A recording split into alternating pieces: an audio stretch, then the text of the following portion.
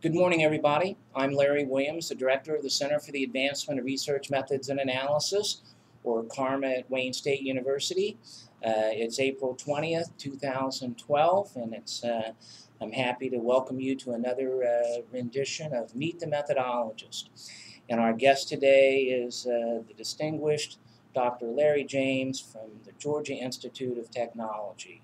And Larry is not only a legend in the field and a main contributor to organizational psychology and organizational research methods, but he is a mentor and a collaborator and a good friend. So, dude, it's a pleasure to have you back. Thank you.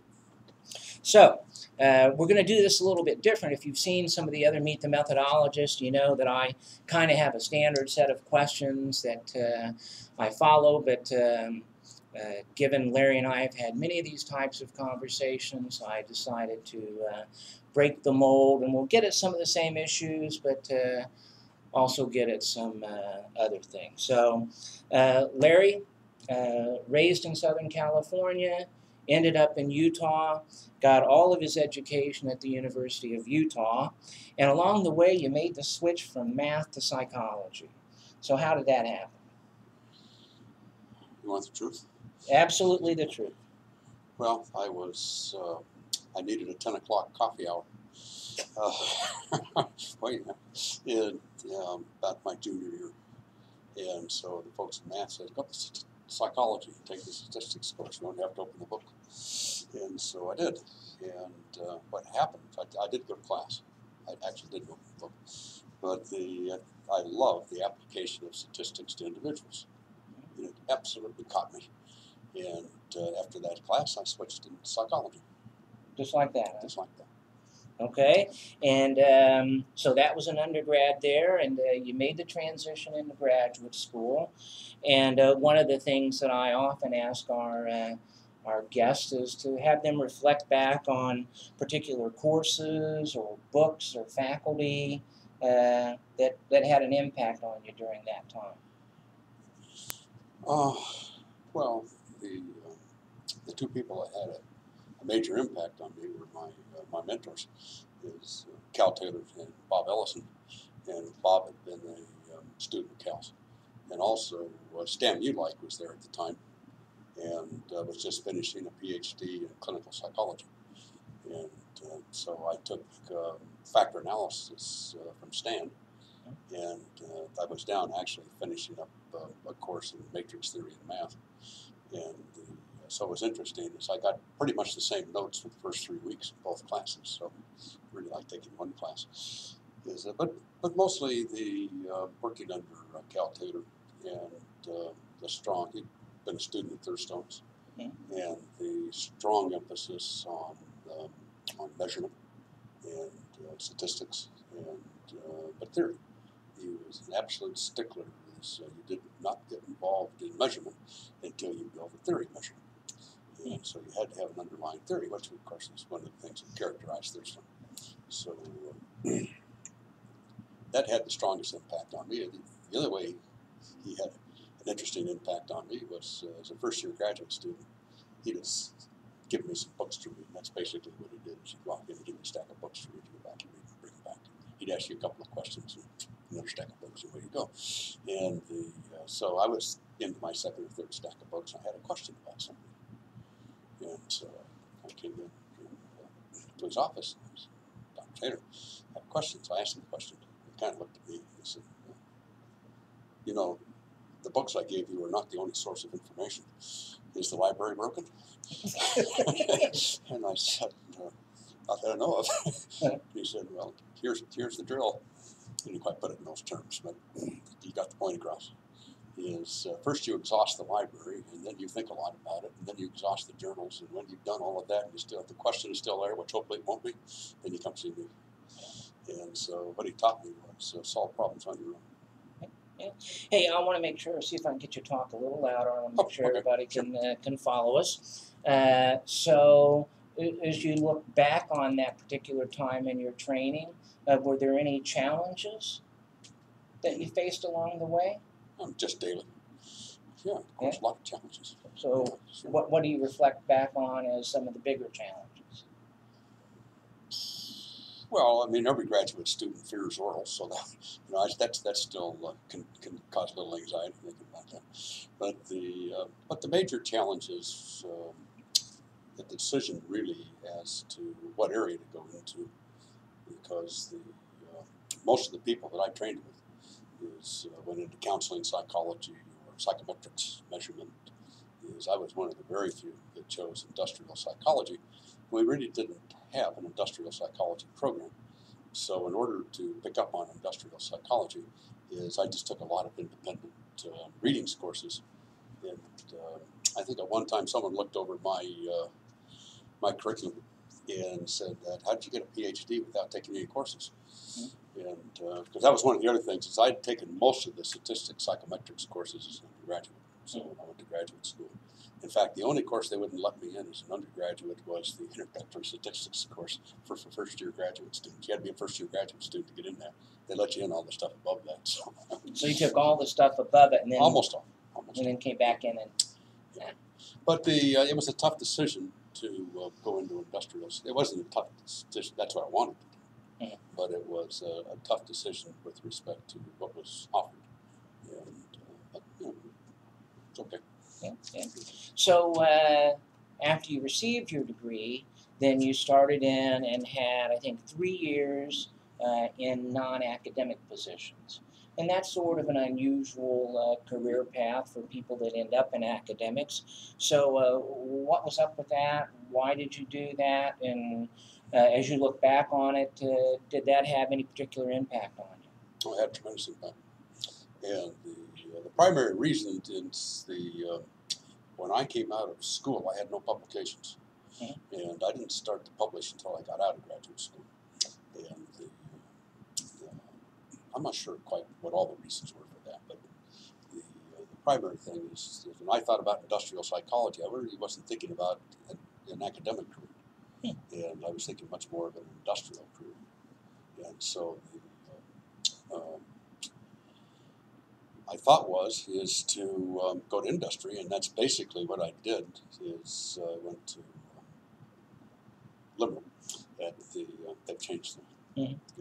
But but primarily to work under Paul Thayer, and Bob Carlson was also there at the time, and to let's say enhance my skills in industrial psychology, which were sorely lacking. And but Paul and Bob put a tremendous emphasis on publishing. And he said, "So as long as you're going to be here, we'd like you to take a shot at it." That's okay. So I started writing, and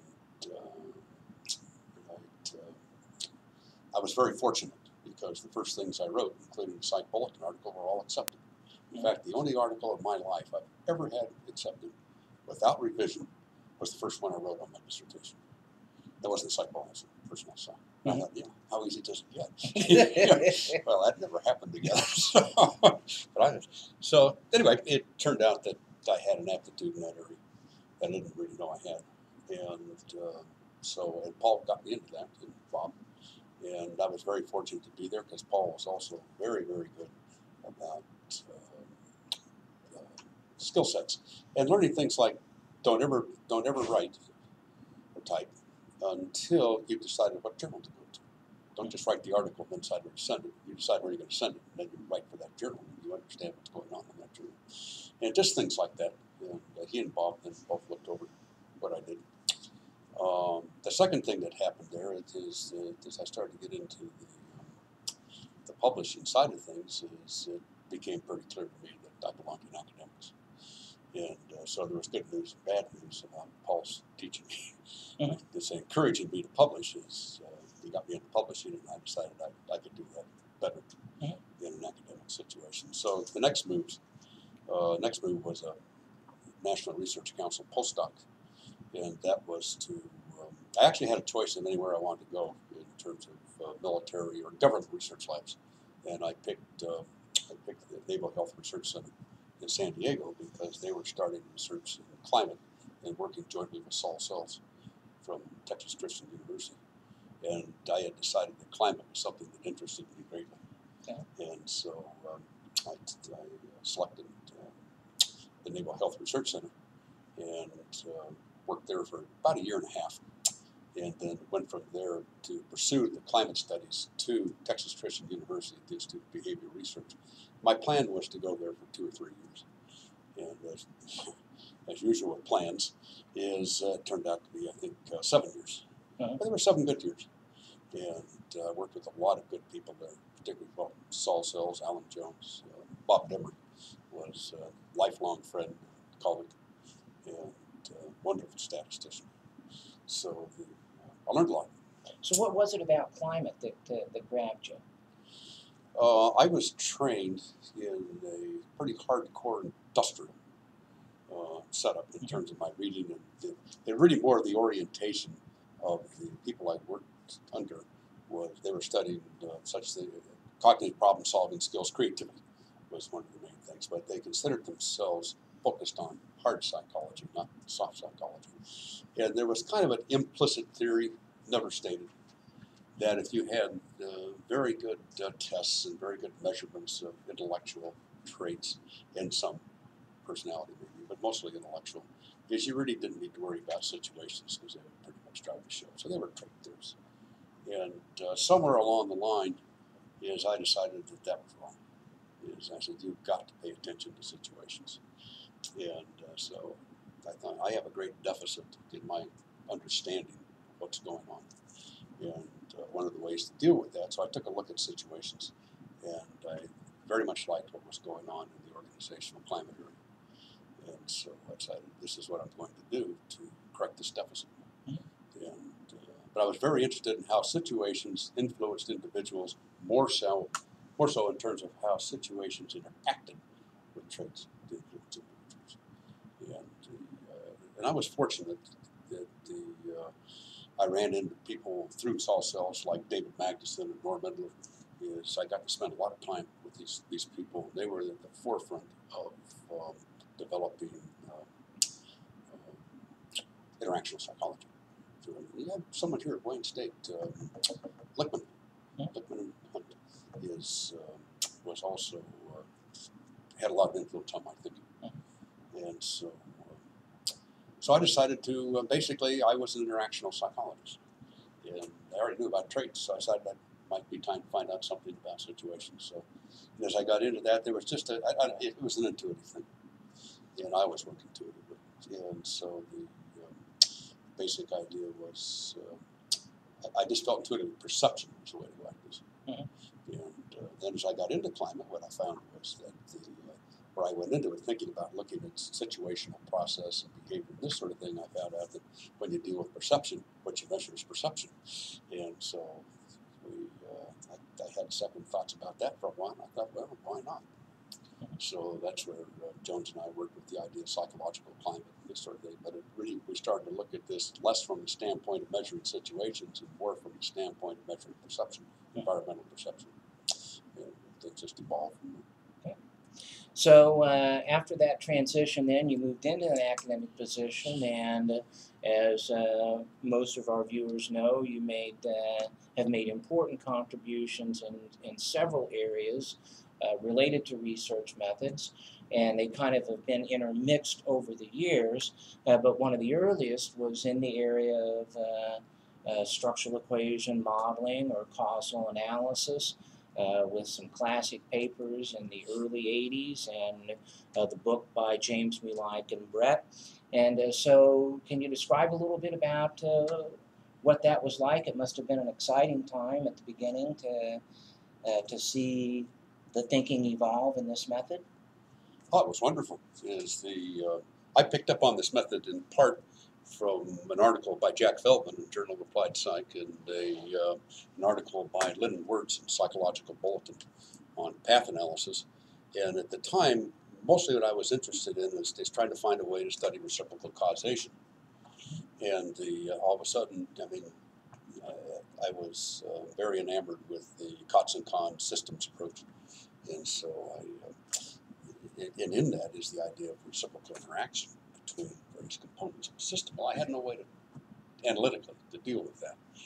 And so all of a sudden with structural equation modeling, I saw a way to go at reciprocal causation. And so I was off and running with that stuff. So I to really pick up in that area at that time, you had to read first in sociology on the path analytic, get the path analytic literature, some in biometrics, and then in econometrics. And so I put those two things together, and I spent a couple of years reading in these areas, and I had some good guidance from Chris Singh at the Institute of Behavioral Research, and so it all kind of came together. And what I really liked about structural equation modeling was it required to have a priori theory. There was none of this every 10th record of the GRE correlated with something as an approach to research. It was you actually had to sit down and have a theory in which you tested theories. That was the first part that I really was enamored with. Secondly, is that the biopsychology at that time, still to a large degree, was sectioned into people that studied within a particular interest area. So you had people studying leadership, you had people studying jobs, you had people studying groups, you had people studying organizational systems, structure, pay, things along this line, and nobody talked to each other.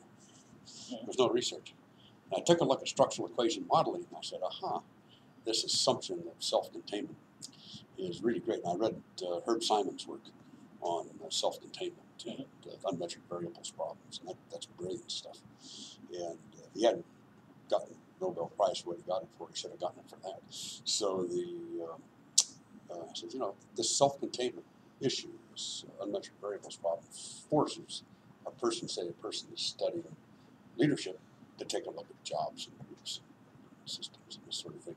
So it's going to force this more holistic Catholic model onto psychology, and we'll know a lot more. And see, that was kind of the perspective we'd taken with climate, because we wanted to look across domains and see how different domains related. Of course, it didn't help matters that it factored my domain, but such is life. So I'd hoped the structural equation modeling was going to bring together the various areas, at least in not one study, but across a series of studies, start to bring together this field, integrate this field. Everyone talks about integration. Questions on exams, things like this, integrate this with this. We talk a lot about integration, we don't really do it. But this was going to force it. That's why I thought structural equation modeling, well, hasn't done it. But it had and it still has the potential to do that. And I still have hopes that it will. But people just haven't taken this self-containment unmeasured variables thing seriously. Is basically what happened is they became much more interested in the measurement models and the measurement model in relation to the structural model as opposed to the self-containment of the structural model. Of course, I'm talking to so but nonetheless, so it hasn't lived up to its expectations or its potential, but I think it will. So somewhere along the line then, perhaps emerging out of your interest in climate, you started your work in issues related to aggregation and group level measurement and indices. And so tell us a little bit about how that came about. Just evolved. Of course, one of the issues with climate was my focus was always on individuals. And my focus has always been on individuals. And one of the things I kind of pride myself in is I've tried to protect the integrity of individuals within situations and not that I'm against organizations, but looking at the integrity of individuals. And so I'm an unabashed trait theorist in a sense, and individual focus. But I understand situations. I've done a lot of work in situations, and so I want to understand how those things interrelate. Well, to see how those things interrelate, you've got to deal with cross-level inference. And then in more specific terms is how do you measure whether people agree in a particular situation? And so the issues of inter-rater reliability, this sort of thing. Or at one time there was a huge debate as whether you could take the group mean and assign it to individuals. And my response was, of course you can. It's what you do when you do analysis of variance. That's not even a question. It's basically how you do things. And but you had to write an article on that to convince people that was okay. But the inter-rater reliability issue became a bit of well, we got involved in a lot of debates on that particular issue, is to how could you do it, how could you not do it, this sort of thing. And it's my perception is that there was a lot of ecological fallacy and aggregation bias going on, and people, not purposely, people didn't really understand what they were doing when they did analyses on group means and then made inferences about individuals. See, that's I started writing in that area. And then RWG came along, and people think that we developed that because of climate, and that's not true at all. It had nothing to do with climate. We were doing studies on airline pilots, and I at that time was directing a group of folks that had a series of studies, and some of those studies were on selection procedures for airline pilots, for several of the airlines. And so we were collecting criterion data on what were already highly accomplished pilots. They were all retired from the military, had thousands of hours, and but they were probationary pilots, and they were rated by the pilot or the co-pilot in the cockpit every time they flew a leg of a journey. And then the question those were some of the criterion data that we had.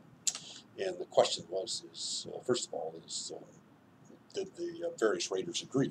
So if you set that up as an analysis of variance design, the target actually becomes the treatment, and then you have a series of ratings. It's not unlike, here's an organization with the employees in that organization, another organization, and the employees nested in that organization. Same thing, is you have a target, a probationary pilot, and then raters nested within that, and it's a factorial design, unbalanced or uncrossed. And so, and unbalanced. So the issue then became, for us, was looking at the inter-rater result. We just used a straightforward interclass correlation. One of the graduate students ran the study, and just analysis of variance came back and said, the interclass correlation is terrible. Well, that was a problem because all the ratings were on a 5-point scale. Most of them were 5s. There were a couple of 4s, almost no 3s, and no 2s or 1s. So, and remember, these are very experienced and accomplished pilots. So I looked at the data and I said, well, it's obvious. They're all 5s almost. How could you not have agreement? I mean, obvious agreement. Yeah, so, not kidding me. There's no error variance. There's got to be agreement. And so I went over and ran it, came back, got the same results, and said, wow. So it dawned on me then, as I looked at the printout, the statistical analysis, what I've been focused on was the lack of error variance in agreement. What I hadn't looked at was the between group variance. Mm-hmm. So I looked at the between group variance.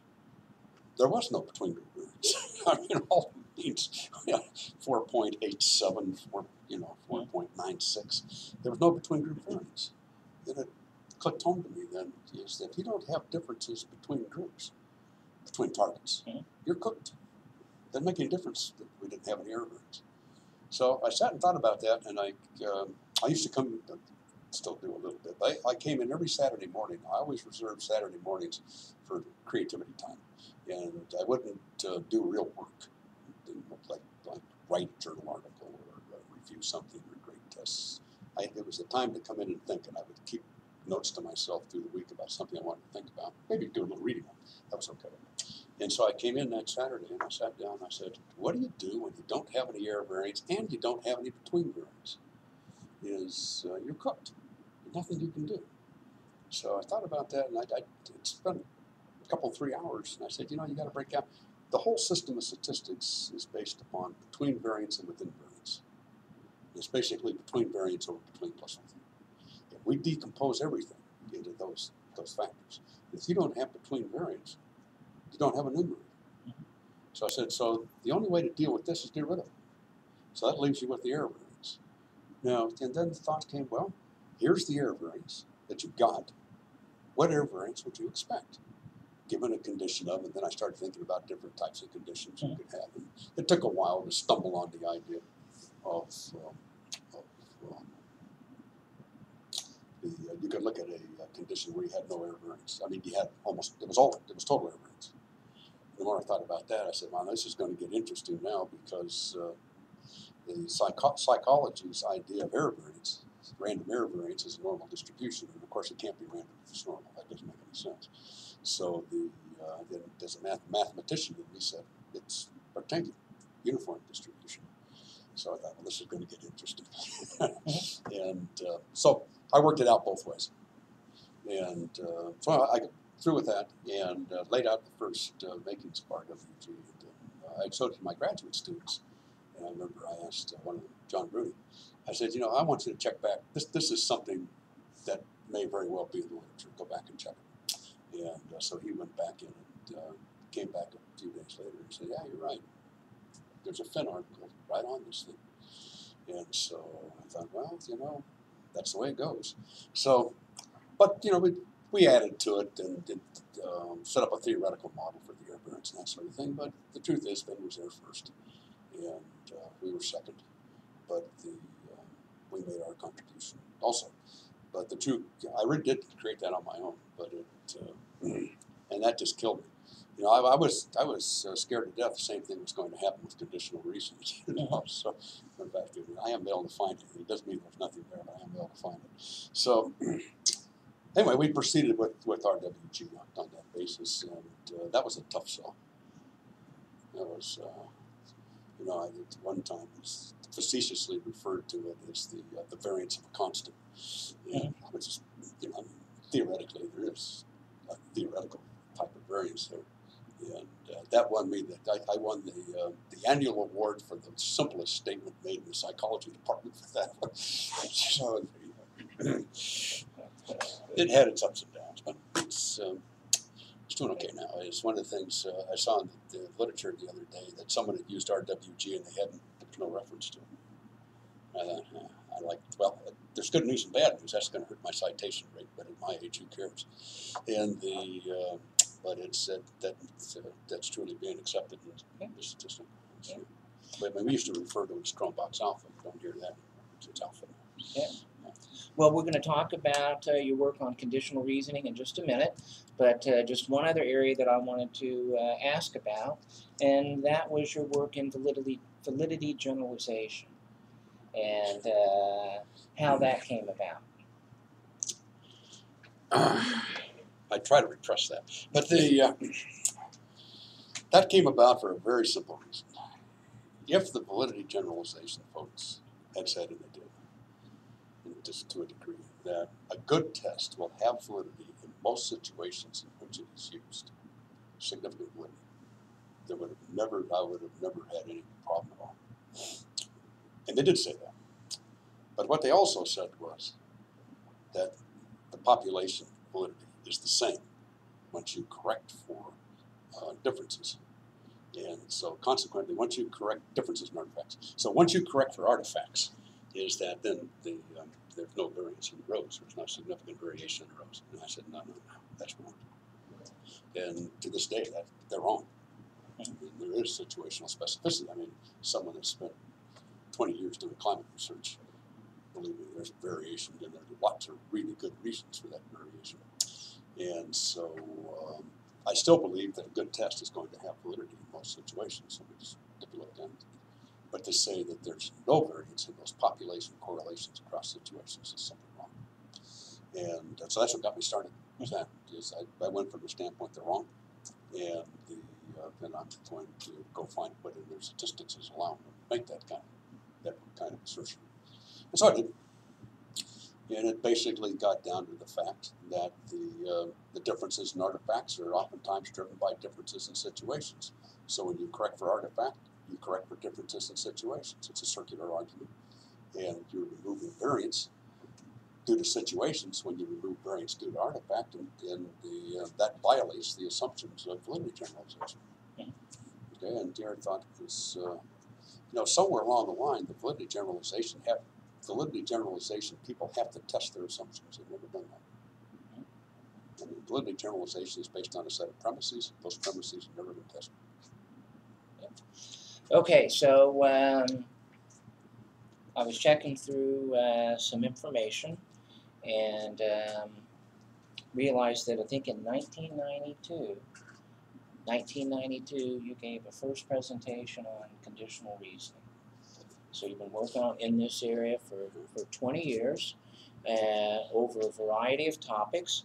And your webcast today is the application of conditional reasoning to the study of leadership. So this is the webcast lecture. That's why Larry's here in Motown with us. So can you just give our audience sort of an overview of the presentation today and maybe how it evolved from your earlier work on conditional reasoning? Yeah, well, we try to produce one test every 7 years. So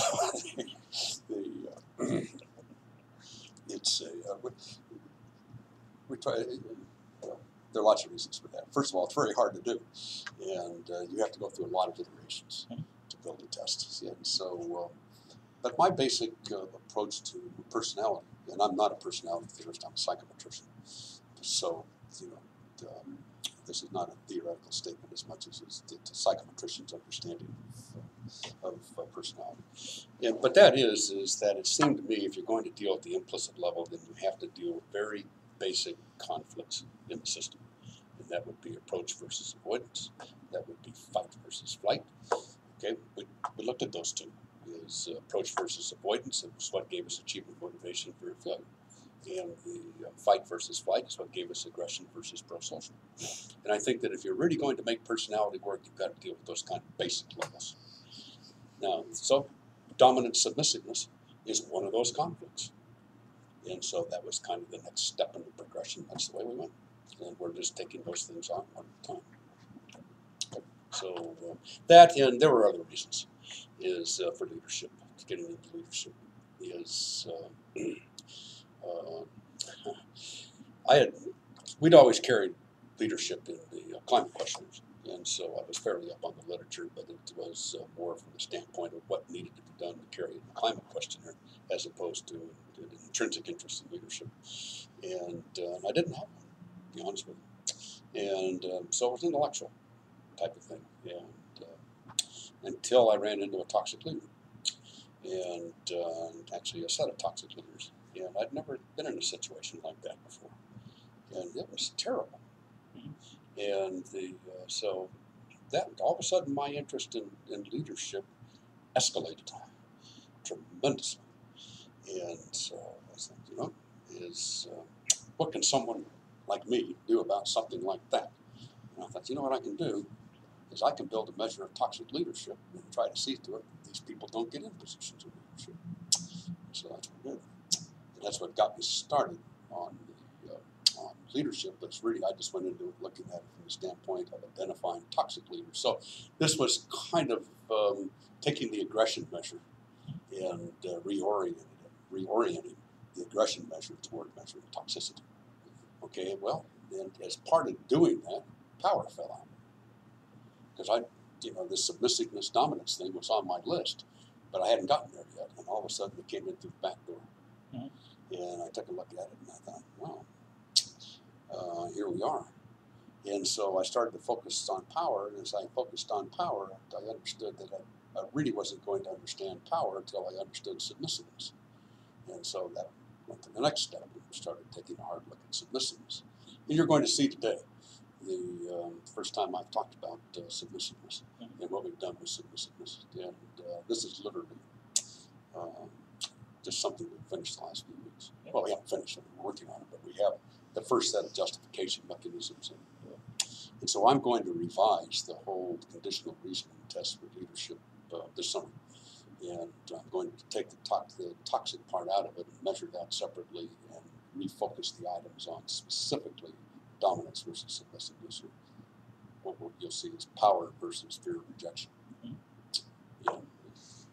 So, but basically, it's just a progression based upon the idea that I want to focus measurement on how people resolve underlying conflicts, oftentimes that they're either not aware of the conflict or how they're dealing with that conflict. And I think that's really where no one really knows what goes on in the implicit personality right now. But I think that's got a good shot at being a major aspect of it. Okay. Just two more questions for you.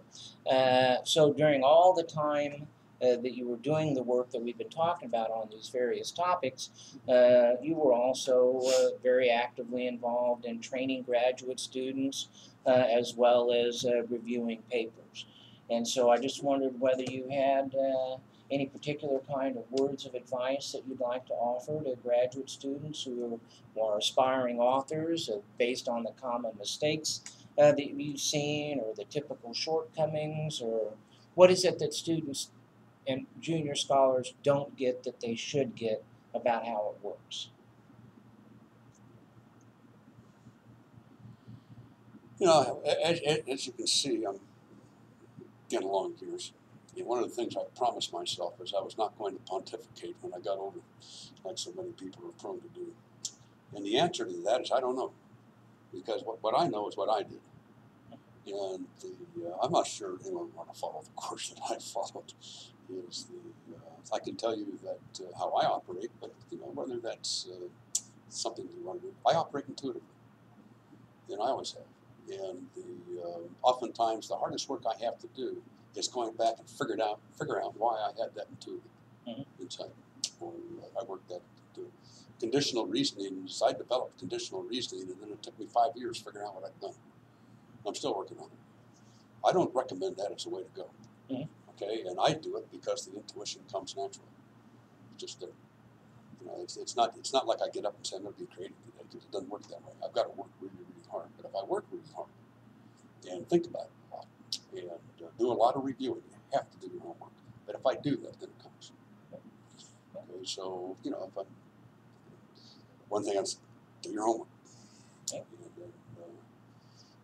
I don't know where the intuitive but it's going to come or not, but it did for me. The last question. So you have sustained a level of productivity over a very long and distinguished career, and so what is it that has provided the motivation or the inspiration or the drive for you over that time period as it relates to your work? I work off a very simple rule. If it hasn't been published, it hasn't been done. That's it. If you're going to do it, there's no reason to keep it a secret. To publish it. If it's good work, it'll get published. Now, sometimes, there have been times I've been premature in the publication process. Probably wasn't quite ready to go in, and so. But in the long run, you stick with it. It works out. But you have to. You just have to have a focus on publishing if you're going to deal with this publisher very strongly. And so I have, but I've never seen a legitimate argument for keeping good research secret. So if you're doing good research, you should be proud to have the stuff in the literature and want to have the stuff in the literature. Yeah, it's work, but the more you do it is I'll go through 7 or 8 drafts at least on things, but each one of those drafts has a little different orientation. Toward the end, I'm really focusing not on what I'm trying to say. I've already done that. Now I'm trying to focus on what people are reading. That's when I'll really get in and try to craft the adjectives and the verbs and get them just right. And so it's you become a craftsman in a way, a craftsperson in the way that you write, because if anyone can learn to write, it took a lot of work for me, and so. But you learn to do it, and you do it enough. But I had a lot of motivation to do it. I thought we were doing decent research, and I was in an academic situation where things like tenure, promotion, merit increases, things like this were contingent upon publishing, and so I did. Well, you did it, and you did it well. Well, thank you. So you may know or not know that I started CARMA in 1997, and we hosted our first event in the summer of '98, and Larry was there, and he was a main contributor to our early mini conferences that we did. Larry was also one of 3 people who did the first webcast in the fall of 2004, and he's back for his 3rd webcast this afternoon, and it's just a lot of fun to have you here, and appreciate you taking the time and sharing your views on things. Thank you. Pleasure to be here. Right on, dude.